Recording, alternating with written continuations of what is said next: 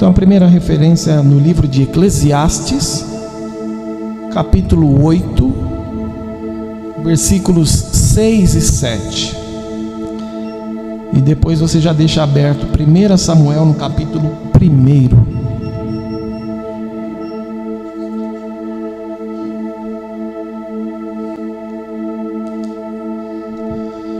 Graças a Deus. Se todos encontraram, nós vamos seguir com a leitura aqui então.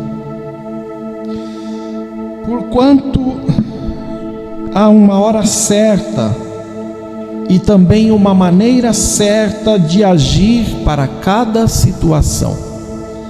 Eu vou repetir. Porquanto há uma hora certa e também uma maneira certa de agir para cada situação. O sofrimento de um homem, no entanto, pesa muito sobre ele, visto que ninguém conhece o futuro. Quem lhe poderá dizer o que vai acontecer?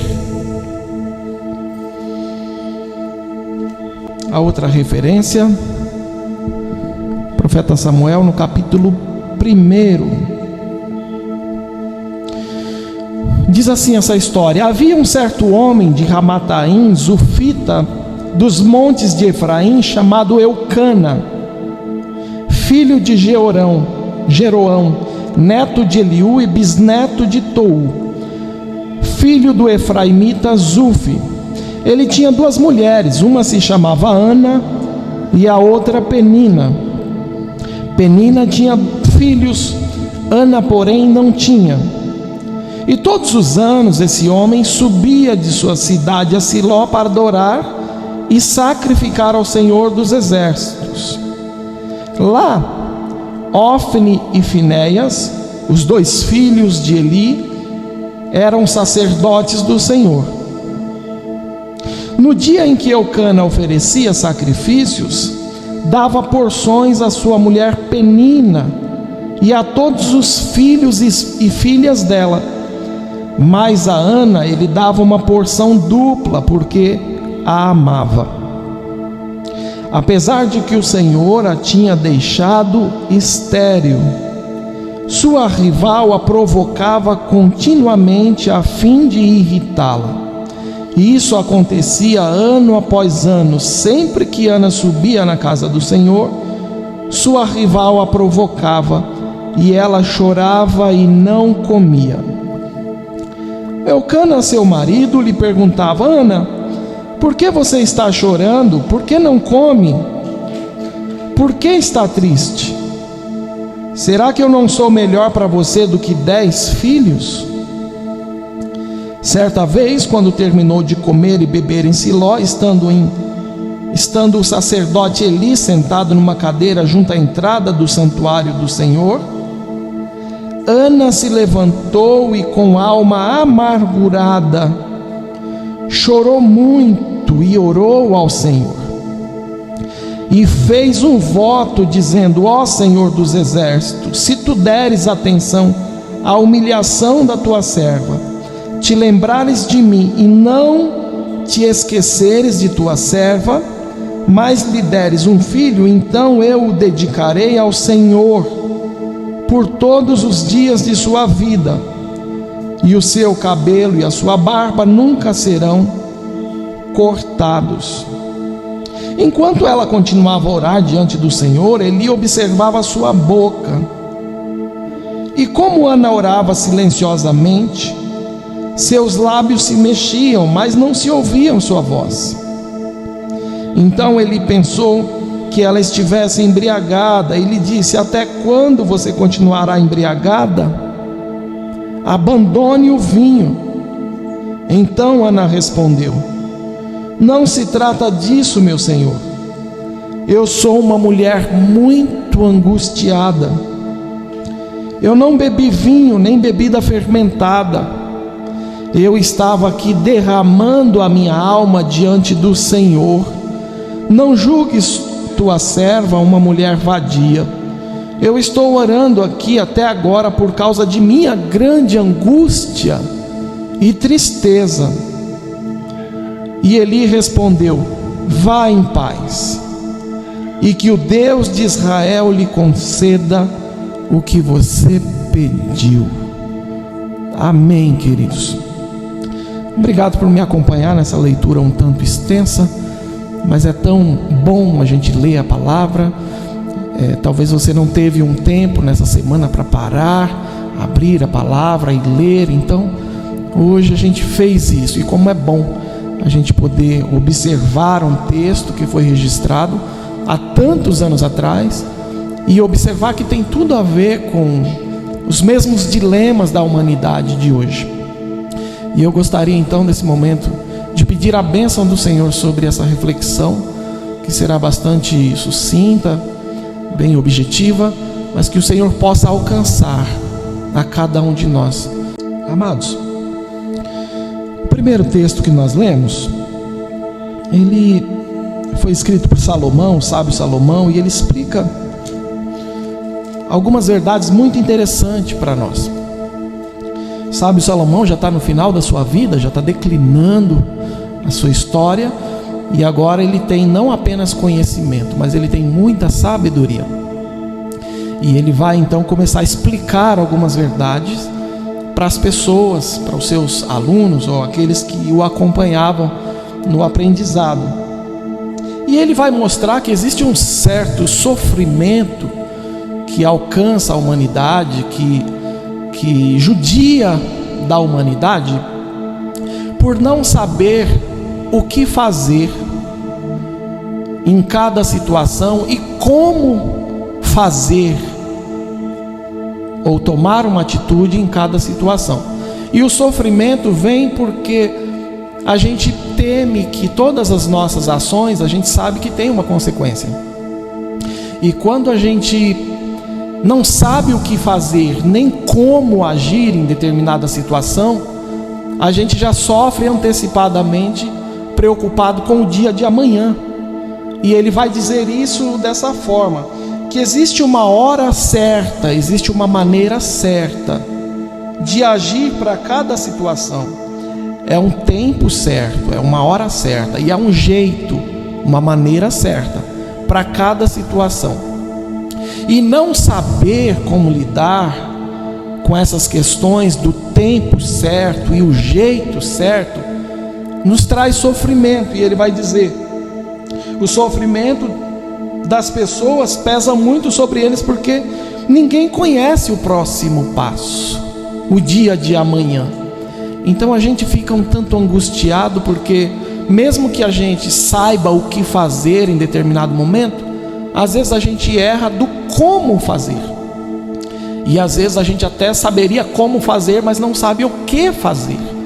E ele está descrevendo a respeito desse sofrimento que alcança ou atinge toda a humanidade, né? E hoje em especial, o Dia das Mães, eu gostaria de pensar um pouquinho aqui com todas as mulheres presentes, não excluindo os homens, porque essa mensagem vem para todos nós, mas a gente escolheu um texto base para pensar nessa meditação a respeito da história de uma mulher.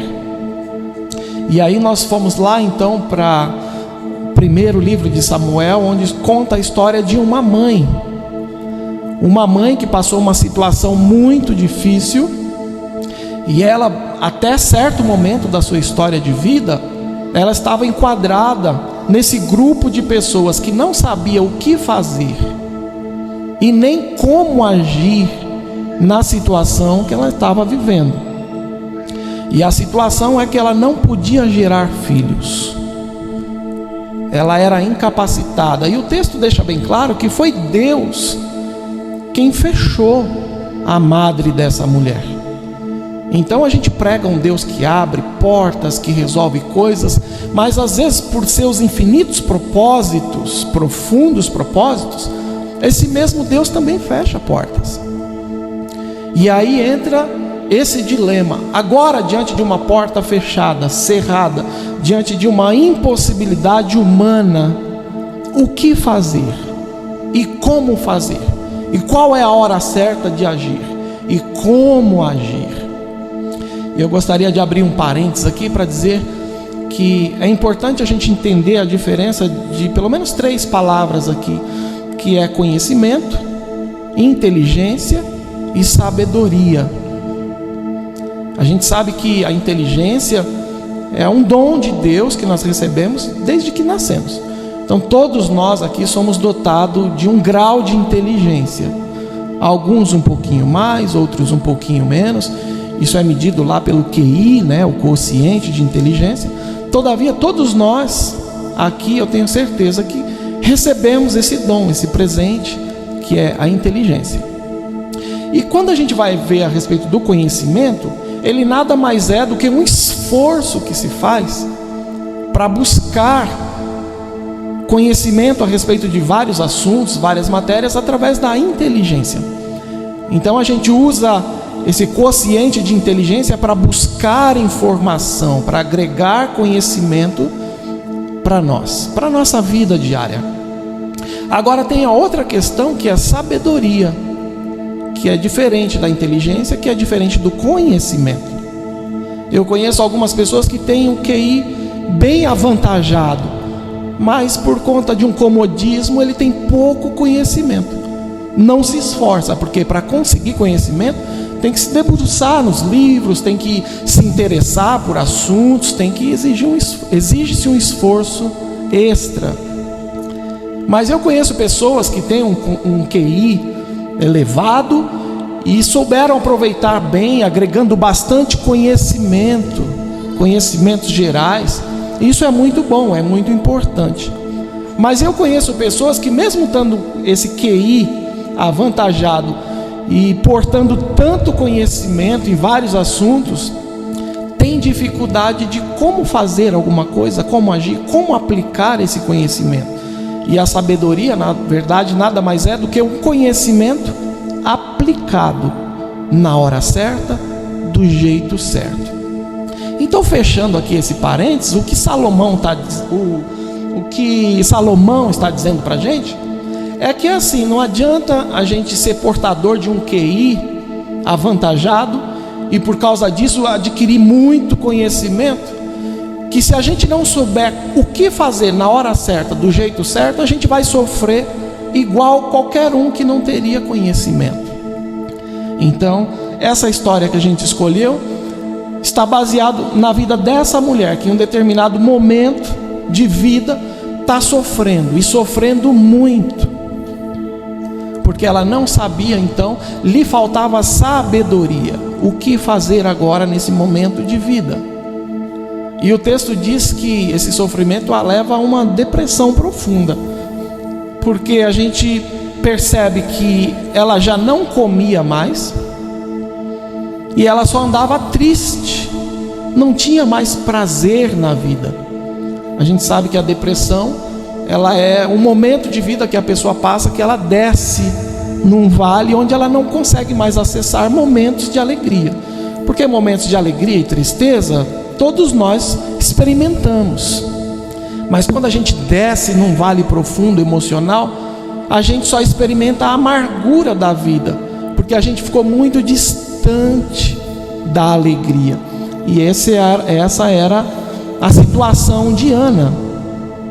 E o texto diz que isso foi se agravando, e ela, como uma boa serva de Deus, cristã, praticante ali da sua religião judaica, estava no templo e passando por essa situação difícil. Às vezes, queridos, a gente ouve tantas declarações assim, mas quando eu andava de qualquer jeito, parece que eu não sofria tanto. Aí eu comecei a fazer as coisas tudo certinho, e comecei a me dedicar mais ao Senhor, comecei a gastar mais tempo em comunhão com Deus, e parece que as coisas foram ficando pior. Dá-se a impressão de que eu estou na direção errada, e aí muitos infelizmente dão um passo atrás. Mas é importante a gente entender que às vezes o Senhor nos permite passar por esses momentos difíceis para Ele abrir um novo horizonte na nossa existência. E foi o que aconteceu com essa mulher. Então não tem nada de errado com você que está servindo a Deus, que tem dedicado tempo, tem dedicado um esforço extra para buscar a presença do Senhor, o conhecimento da palavra, dedicando a sua vida a Deus, se consagrando a Deus, e está passando por um momento delicado. Não tem nada de errado. A história vai nos mostrar que foi um tempo que Deus permitiu para Ele levar ela a um outro patamar de vida, a uma outra situação. E ela um dia chega no templo, e ela, acredito que chega lá e senta lá na última cadeira, né? Se a gente contextualizando para os dias de hoje. E ela, debruçada ali, ela começa a chorar. E o seu choro era profundo. Ela chorava as amarguras dessa tristeza de não poder gerar, de não poder ter um filho. Aliás, a circunstância dela lá era muito mais difícil do que a nossa. Hoje em dia, né, a pessoa não ter filhos é difícil, mas naquela época era uma dificuldade maior, porque a pessoa era considerada rejeitada por Deus. Então todos olhavam para uma mulher que não podia gerar e já faziam uma leitura: ela é amaldiçoada. Graças a Deus os tempos passaram, e hoje a gente entende, né, que tem aí os recursos da medicina, tem um tratamento, tem tantos recursos que a gente pode buscar, mas a gente não atrela isso à maldição de Deus. Então essa mulher está carregando esse peso. É um peso espiritual, é um peso emocional, e isso vem refletindo no seu corpo, porque agora ela não consegue mais comer, ela não acessa mais nenhum momento de alegria na sua existência, e ela só chora, triste, não come, cabeça baixa. E ela entra assim no templo, e ela começa a se derramar na presença do Senhor. E um detalhe interessante: quando a gente passa por aflição, queridos, a gente busca ser compreendido por alguém, mas às vezes a gente tem que passar aquela trilha e é em solidão, é sozinho. Ela, estando no templo, poderia ser acolhida pelo próprio sacerdote. Aliás, o papel do sacerdote era acolher, orientar, interceder, abençoar o povo. Mas a situação dela estava tão difícil que nem o próprio sacerdote teve a capacidade de acolhê-la. Quando ele olha para ela, ele diz: "Ô mulher, a essa hora da manhã você embriagada, deixa esse vinho, olha como que você está, olha o seu estado." E essa mulher, com um coração humilde, quebrantado, ela diz: "Ô sacerdote, eu estou sim embriagada, mas não é de vinho. Eu estou embriagada de uma tristeza profunda, e ninguém pode me ajudar." Estou aqui parafraseando o contexto. E no meio daquela oração, ela faz um voto a Deus. E ela diz: "Deus, se o Senhor se lembrar de mim, e se não te esqueceres de mim." Tem uma versão que vai falar assim, e quando eu leio essa expressão nessa versão, eu entendo que ela se sentia, no mínimo, duplamente esquecida por Deus. "Se tu me abençoares, abrires a minha madre, me abençoar com uma gestação, eu puder dar à luz a um filho, eu quero fazer um propósito com o Senhor. Eu vou consagrar esse filho ao Senhor." E Deus ouviu, e Deus gostou dessa proposta. E Deus então usa agora o próprio sacerdote para selar esse compromisso entre essa mulher e Deus. Então, sabe, amados, o primeiro ponto que a gente pode observar nessa lição toda é que quando não sabemos o que fazer, ou quando não sabemos qual a hora certa de agir em cada situação, nós podemos nos apresentar ao Senhor, independente de como estivermos. Se não tem palavras, suas lágrimas também têm valor. Ele sabe, Ele conhece, mas essa atitude minha de me voltar para o Senhor já é o primeiro passo da resolução de um grande problema. E ali, quando ela se volta, Senhor, ela faz um compromisso. Quando voltamos nosso rosto ao Senhor, e quando nós firmamos compromisso com Deus, Ele não falha, porque Deus não mente. Ele não é filho de homem para também mentir. Falando Ele não faria? Prometendo Ele não cumpriria? Assim diz a palavra do Senhor. Então, quando chegamos diante de Deus e firmamos um compromisso, então o Senhor Deus vem e sela esse pacto, e a partir daí tudo fica mais fácil. E hoje estamos falando especialmente para as mamães aqui. Como é difícil você ter um filho, uma filha vivendo uma situação, um momento delicado, e você não saber o que fazer, e não saber o que dizer, não saber como agir, não saber o que falar, não saber como colaborar. Isso gera o sofrimento que Salomão está descrevendo. Mas eu vou dizer para você, querida mamãe, quando você entra no teu quarto, fecha a porta, derrama suas lágrimas diante de Deus, saiba que você não está sozinha. E você, papai, também não está sozinho.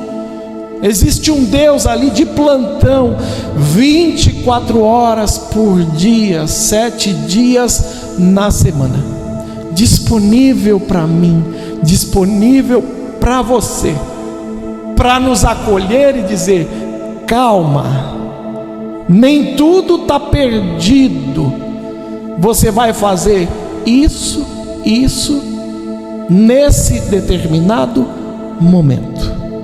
Você crê nisso? Que coisa boa quando a gente se relaciona com Deus e crê nesse relacionamento.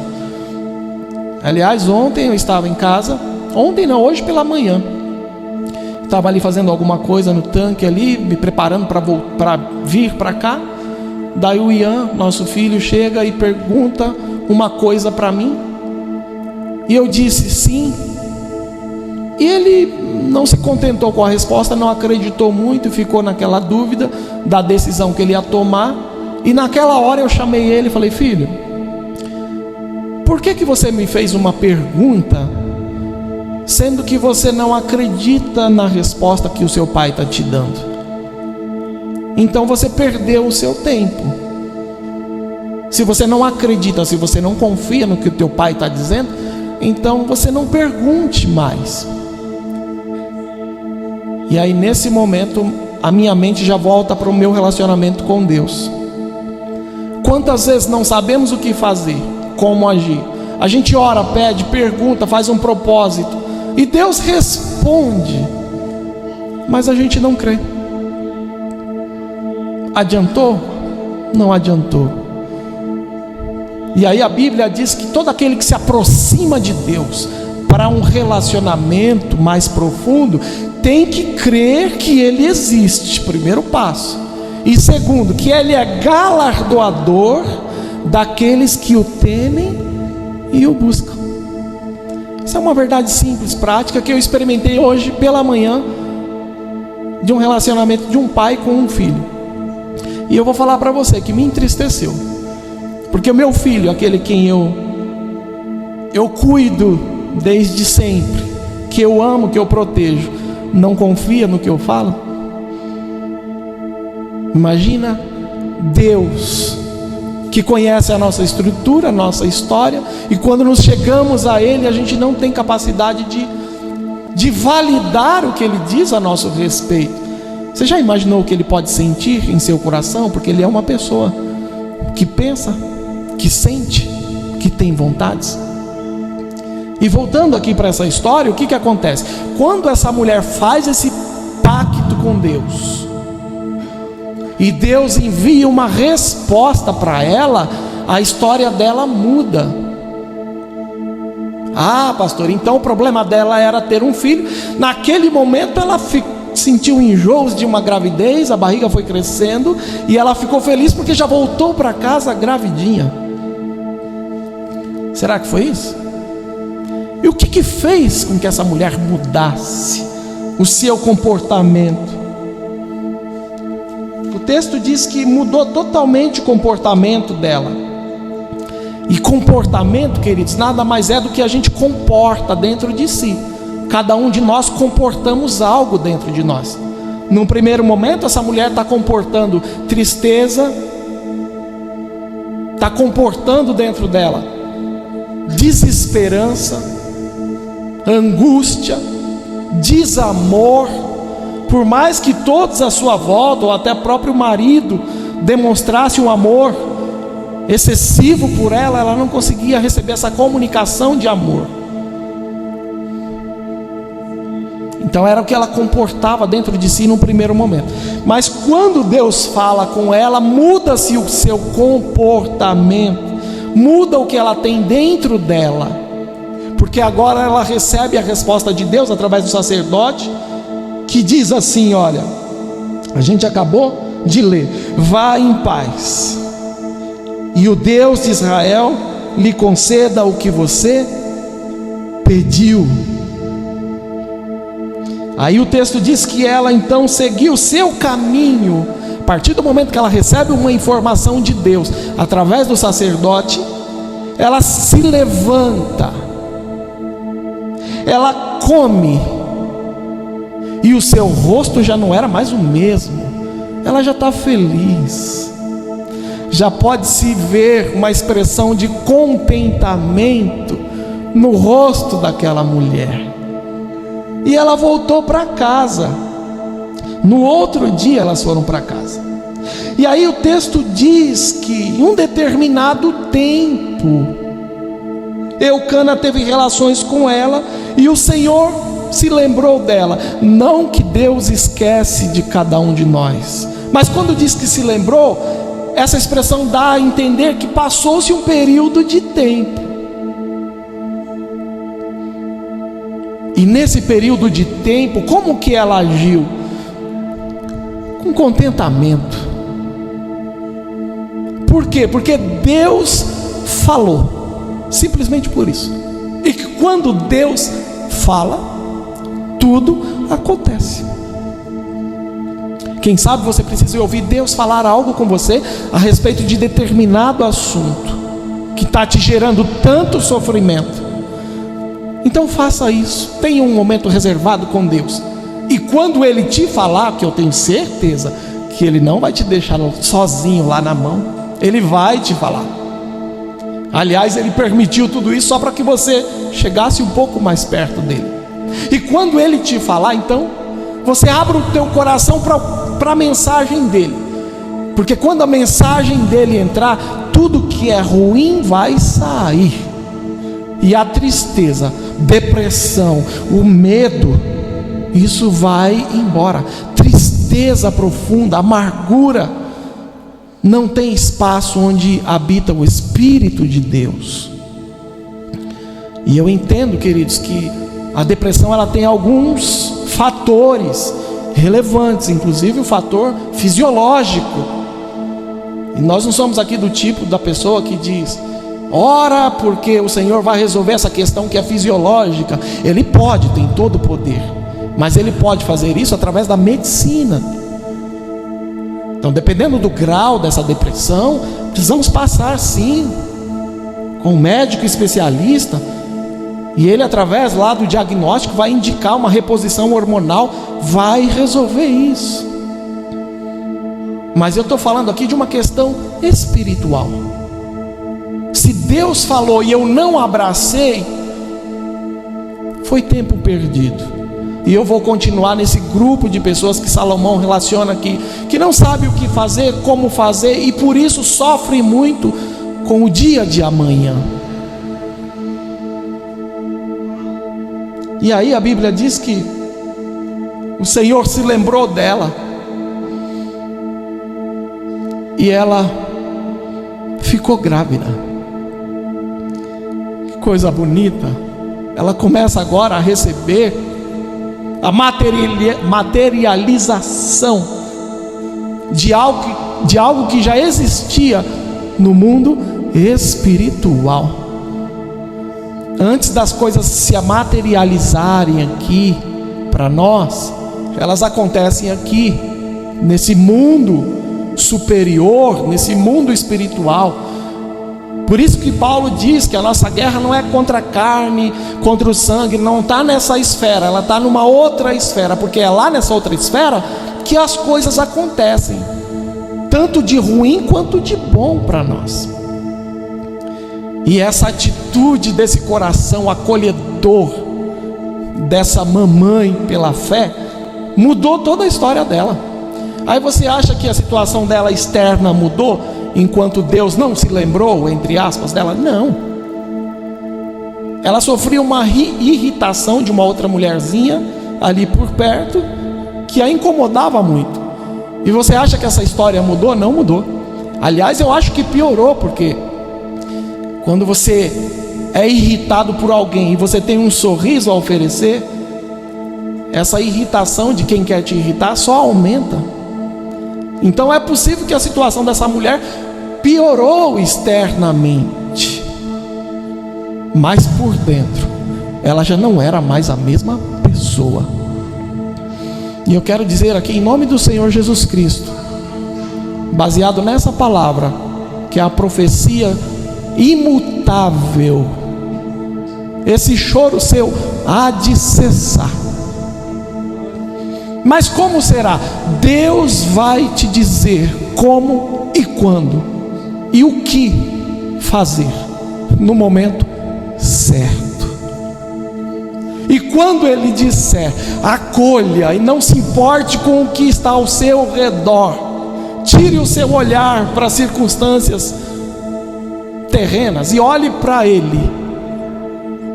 E aí você vai seguir, porque quando chegar no tempo determinado, nada e ninguém vai impedir o que Deus já preparou para você. Oh, queridos, eu preciso encerrar. Eu preciso parar aqui. Mas como é importante a gente entender como se relacionar com Deus. Ele fechou uma porta, fechou sim, e é para o seu bem. Como assim? Eu não vou te explicar, mas Ele vai. E o que fazer agora? Pega a chave, abra, entra no teu quarto, fecha, dobre o teu joelho, não tem o que dizer, chore. A Bíblia diz que tem um anjo do Senhor lá, com uma taça, colhendo as lágrimas dos filhos de Deus. E ele leva diante de Deus e apresenta ao Senhor. Apocalipse vai descrever esse movimento que acontece no mundo espiritual, que a gente não vê fisicamente. Mas não é porque a gente não vê que ele não existe, que as coisas não acontecem aí. E aí essa mulher simplesmente agora começa a receber em seu ventre a concretização desse pacto que foi feito lá naquele tempo atrás. E aí a Bíblia diz que tem um jeito certo de fazer as coisas, no momento certo.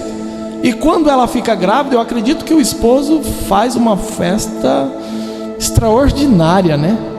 Agora eu tenho uma mulher feliz do meu lado e tenho um bebê. Tem um bebê a mais, fruto desse relacionamento, que ele amava tanto essa mulher. E aí quando o bebê nasce, ele sabe que tinha um propósito, tinha um pacto, era levar o bebê e apresentar ao Senhor. E aí o bebê está recém-nascido. O texto diz que o marido disse assim: olha, no ano seguinte, quando Eucana subiu com toda a família para oferecer o sacrifício ao Senhor, para cumprir o seu voto, a Ana não foi e falou assim para o seu marido: depois que o menino for desmamado, eu vou levar ele e vou apresentar ao Senhor, e aí ele vai morar lá para sempre. E aí o Eucana disse assim: tá tudo certo, faça o que você achar melhor. Olha, num primeiro momento, o homem está se esforçando para agradar a mulher, e o que ele tem como resposta é um sorriso, uma afeição de tristeza, de amargura. E ele não entende, ele diz: eu não sou melhor para você do que 10 filhos.